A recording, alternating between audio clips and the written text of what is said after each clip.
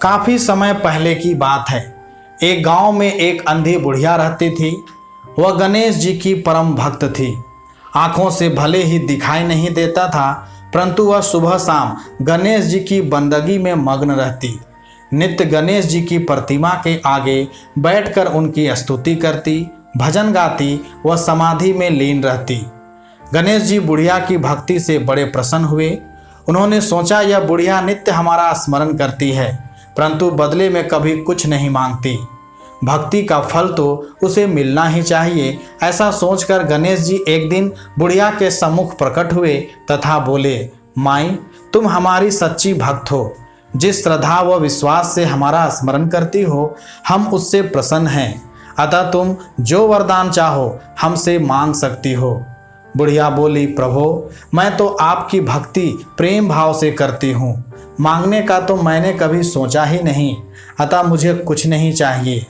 गणेश जी पुनः बोले, हम वरदान देने के लिए आए हैं। बुढ़िया बोली, हे सर्वेश्वर, मुझे मांगना तो नहीं आता। अगर आप कहें तो मैं कल मांग लूँगी। तब तक मैं अपने बेटे व बहू से भी सलाह मशविरा कर लूँगी।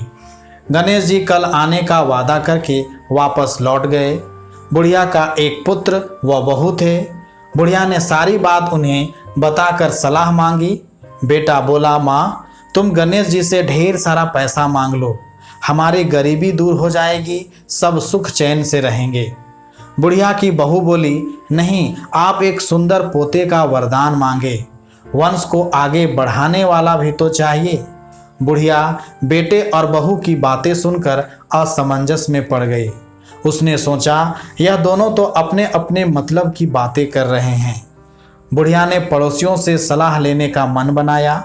पड़ोसन भी नेक दिल थी। उसने बुढ़िया को समझाया कि तुम्हारी सारी जिंदगी दुखों में कटी है, अब जो थोड़ा जीवन बचा है वह तो सुख से व्यतीत हो जाए। धन अथवा पोते का तुम क्या करोगी? अगर तुम्हारी आंखें ही नहीं है तो यह सांसारिक वस्तुएं तुम्हारे लिए व्यर्थ है। अतः तुम अपने लिए दोनों आंखें मांग लो। बुढ़िया घर लौट आई।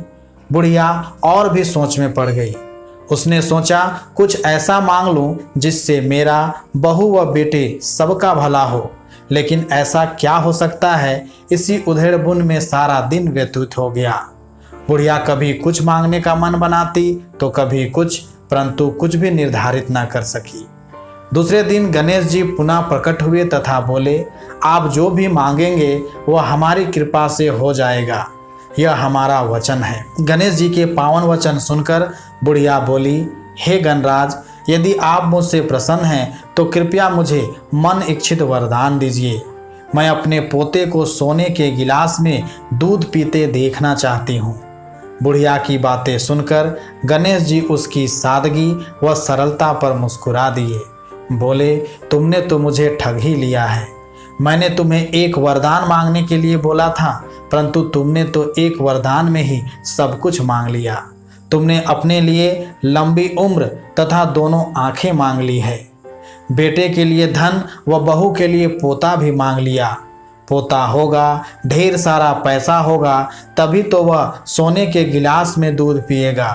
पोते को देखने के लिए तुम जिंदा रहोगी, तभी तो देख पाओगी। अब देखने के लिए दो आंखें भी देनी ही पड़ेगी। फिर भी वह बोले, जो तुमने मांगा वे सब सत्य होगा। इतना कहकर गणेश जी अंतर्ध्यान हो गए। कुछ समय पाकर गणेश जी की कृपा से बुढ़िया के घर पोता हुआ। बेटे का कारोबार चल निकला तथा बुढ़िया की आंखों की रोशनी वापस लौट आई। बुढ़िया अपने परिवार सहित सुखपूर्वक जीवन व्यतीत करने लगी।